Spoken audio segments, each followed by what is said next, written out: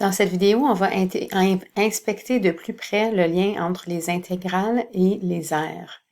Pour commencer, quelques petites précisions. Donc, si f de x se situe par-dessus l'axe des x, là où on veut faire l'intégrale définie, alors le résultat de l'intégrale sera positif. Comme dans cet exemple-ci. Donc, si je prends l'intégrale de moins 0,6 jusqu'à moins 0,2, on a une aire positive de 0,224.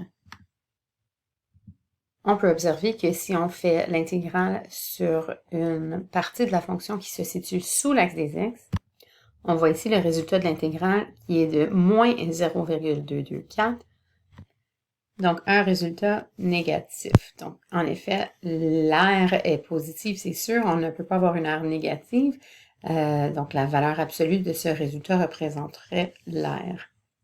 Alors, première petite précision par rapport aux résultats de nos intégrales par rapport aux aires entre l'axe des x et la courbe.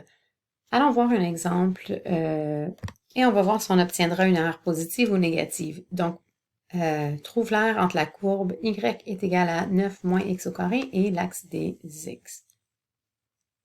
Donc ici, il faudra aller chercher une quantité. Il faut faire un peu de travail avant de faire notre intégrale. Je vous invite à appuyer sur pause puis d'essayer.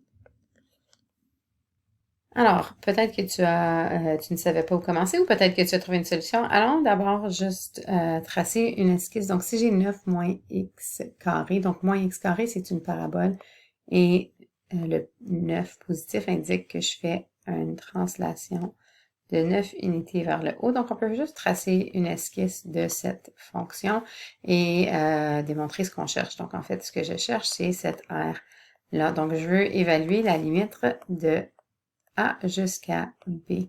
Alors, pour trouver mon A et mon B, il faut en fait qu'on commence par trouver les abscisses à l'origine. Donc, c'est la valeur de... Donc, les racines, c'est les abscisses à l'origine. Donc, la valeur de x quand y est égal à 0 dans ma fonction. Donc, on a 0 égale à 9 moins x carré, ce qui va me donner x au carré est égal à 9. X est égal à plus ou moins racine carrée de 9, qui va me donner plus ou moins 3. Donc, une fois que j'ai trouvé les abscisses à l'origine, on peut aller trouver l'intégrale. Donc, la deuxième chose qu'on va faire, c'est d'aller trouver l'aire sous la courbe.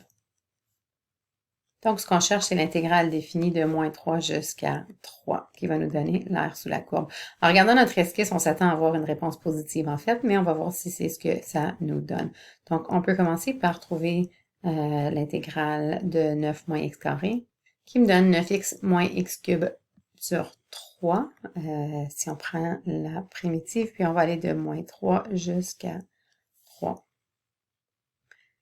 Donc, on évalue en remplaçant ici la borne, en fait, c'est la borne supérieure, donc 3, et la borne inférieure, moins 3. Si on évalue, puis ensuite on simplifie en distribuant le négatif. Donc, on obtient 36 unités carrées, donc l'aire est de 36, puis le fait que c'est positif nous indique en fait, comme on l'avait prédit avec notre esquisse, que c'est par-dessus l'axe des x. Si on vérifie avec GeoGebra, ou tu peux aussi vérifier avec la calculatrice graphique. Donc, ne te gêne pas d'aller inspecter sur la calculatrice graphique comment on fait pour trouver l'aire sous la courbe, donc l'intégrale définie de moins 3 à 3, et tu devrais obtenir 36. En fait, essaye-le tout de suite sur ta calculatrice graphique pour t'assurer que tu sois capable de le faire. Appuie sur pause, vérifie et tu devrais avoir 36 comme on l'a eu algébriquement et avec GeoGebra. Alors, qu'est-ce qui arrive si on a une fonction comme celle-ci où f de x a des valeurs positives ou négatives? Donc ici, mon graphique se nomme f de x. Alors, selon ce qu'on vient de voir, l'aire sous la courbe est entre l'axe des x et la courbe, c'est-à-dire sera ici positive. Si j'appelle ceci l'aire B, on a vu que cette aire sera négative. Et l'aire C, si j'appelle ceci C, sera aussi positive. Donc, si je faisais l'intégrale, en fait, sur l'intervalle de A à D, on obtiendrait des aires positives pour A et C. Et en fait, on sait que l'aire de B est positive, mais le résultat serait négatif. Donc, on obtiendrait ceci, qui en fait ne serait pas égal à l'aire totale. Donc, en fait, pour avoir l'aire totale, il faudrait qu'on prenne la valeur absolue de notre fonction f de x. Donc, si on regardait, ça ressemblerait à quoi? C'est comme si j'apporte cette RB par-dessus l'axe des x. Donc, en fait, pour ce faire mathématiquement, ce qu'on va faire, c'est quand même assez simple. C'est qu'en fait, on va trouver trois intégrales. On va séparer notre intégrale en trois parties. Donc, si on prend seulement les valeurs positives de ces résultats, on obtient donc l'aire totale. Donc, tu vas voir qu'avec la calculatrice graphique, et je t'invite à l'essayer dans les exemples que tu vas faire. Donc, la calculatrice graphique va te donner l'intégrale et aussi peut te donner l'aire totale. Soit la fonction du troisième degré qui est illustrée ici. Donc, je t'invite à appuyer pause sur la vidéo et essayer de trouver les trois intégrales ainsi que l'aire totale sous la courbe entre 0 et 4. Donc, appuie pause et essaye. Alors, peu importe pour le A, le B et le C, ce sera la même intégrale indéfinie et on va définir en des bornes différentes.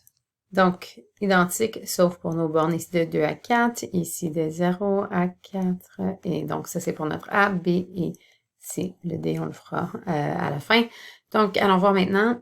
Alors, pour le A, on obtient 4, ce qui nous indique l'aire sous cette courbe est de 4 unités carrées.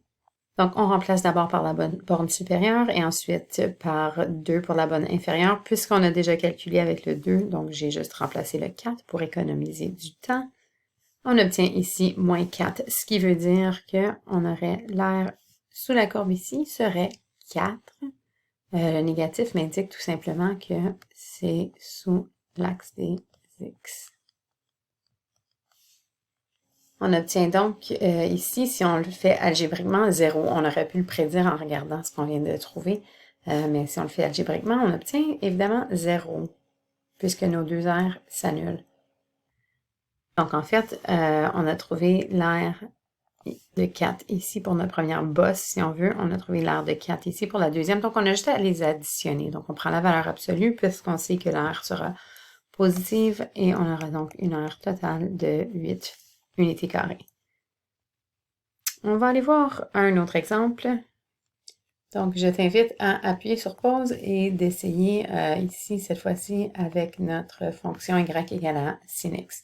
Donc, appuie sur pause et essaye les trois intégrales suivantes, ainsi que de déterminer l'aire totale entre la courbe et l'axe des x entre 0 et 2 pi radians. Donc, allons voir la solution. Mon truc, c'est d'écrire sin cos moins sin moins cos. Et puis, je sais que si je vais dans ce sens-ci et que je continue à boucler, on va toujours trouver notre intégrale. Donc, l'intégrale de sin x, c'est moins cos x. Alors ici, on obtiendra donc moins cos x de 0 à pi. Alors, ça va être moins cos de ma borne supérieure moins cos de 0.